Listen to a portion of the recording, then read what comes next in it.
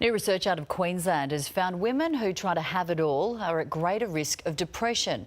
A clinical psychologist who carried out the study says daily chronic stress cripples the part of the brain that stabilises moods, making the brain literally change shape. Research also shows children of mums who make a habit of operating in a highly stressed mode are more likely to be stressed themselves. Now, to talk more about this, we're joined by WA Today's Brendan Foster and Beck Hall from Kidzabuzz. Happy Friday, Beck and Brendan. Thanks, Emmy. Hi. Now, Beck, let's go to you first. As a mum, is this research something you identify with? Yeah, look, in a way, yes. I mean, what I've got to say is after reading it, if this research is correct, my brain's crippled. It's been crippled for years. Crippled. And look, I think we do place unnecessary stress on ourselves. I'm my own worst enemy. I'm not trying to keep up with the Joneses. It's hard enough trying to keep up with myself. And, you know, am I a good mum? The house needs cleaning. What's for dinner? Am I a good wife? The whole thing, and it really is a little bit of a stress. I think social media has a lot to do with it. I try not to look at anything before 9 a.m. because I don't want to see all these millions of women. I've just been to yoga. I've just been this. I've done that. I'm drinking my green juice. What is a green juice? I don't even have a juicer, and I feel guilty. Yeah, I think it certainly plays to certain people's personalities, particularly if you like to please people and want everyone to be happy. Now, Brendan, you're a parent. How do we reduce the pressure on mums to do it all? Well, as an imperfect parent who preaches underachievement, I'm probably the perfect person to speak to. I think this is, I mean, I'd love to know who conducted this study. Was it conducted by a man? I think, like Beck was saying, the pressure on women is absolutely ridiculous. I mean, I'm going to sound corny here, but surely all mums are super mums, aren't they? I mean, let's be honest, you know what I mean?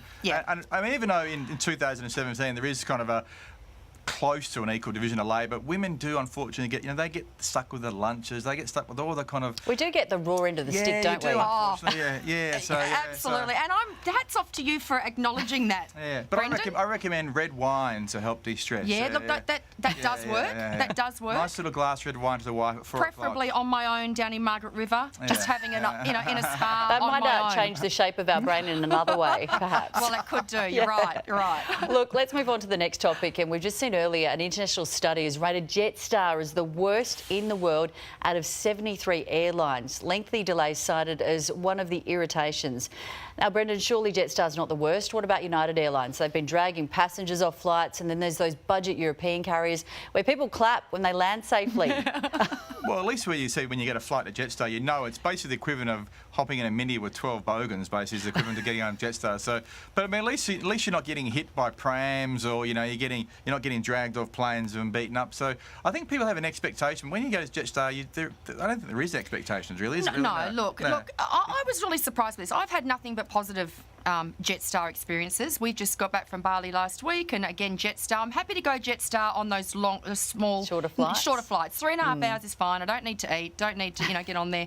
I was really surprised and a little bit disheartened that, Jetstar and Aussie... I know, an Aussie character. A carrier, rather. We're the last. I mean, really, I think they're okay. I mean, there's a North Korean airline where you only get one choice of meals, and it's a burger. And God forbid. And the meat's unidentified, so you don't even know what surprised you're getting. they've got planes leaving North Korea. Yeah. But Beck, have you got any horror stories, either of you? No, look, I really don't. The only horror story that I can think of was back in the 80s. I flew to London, and when I checked in, they said, "Do you mind sitting in the smoking section?" And I said, "No, not at all." And lucky I had a window because I was next to a constant smoker. Did you open the window? I don't think you're allowed. I don't think you got you. And I had my head up on the window this, I reckon, 2 minutes, and he was puffing again. It was just the worst London flight ever. So I can't even believe I'm that old that I was on a flight where you could smoke. Wow. Now, quickly, guys, how much do you love your sporting team, and what would you do to express your dedication? One Darwin man was so besotted with AFL premiers, the Western Bulldogs, he had an image from this poster tattooed on the back of his head. Now, that's some serious fandom. Brendan, how far would you go? I've actually... Show me. Where's your tat? No. Well, actually, just give us 2 seconds. I grew up in the Waffle, so I'm an East Perth fan, and I've always threatened to get an East Perth tattoo. But I've actually got a bet at the moment. We have on WA Today, we have AFL 101, and I have a bet if the Dockers make the finals, I will get Nat 5 tattooed on my bottom. Okay, well, I'm a Dockers supporter, so his face or his just face, the name? I'll get his face. I'm going to take you on that. Cheek. That is awesome. Yeah. That's great. And Beck, you go for West Coast? I'm a Dockers. Oh, Dockers. Dockers. Oh, West Coast the other way. West Coast, okay. Yep. So it's tattoos would on. would you get a tattoo? No. Look, I'm certainly not a sporting. Anchor across the forehead? No, I think that's a bloke thing anyway. Yeah. You know, I mean, I might go get my netball team, a bit more girly, or no, I wouldn't. But hats off to him, and really, I think the important thing here is, good luck to him. I hope he's cancer free. I really do. I mean, why he got on the back of his head, I don't know, but Well, at least he can wear a cap to hide it. Very well, true. that's Very true. Or a beanie. True. Yeah.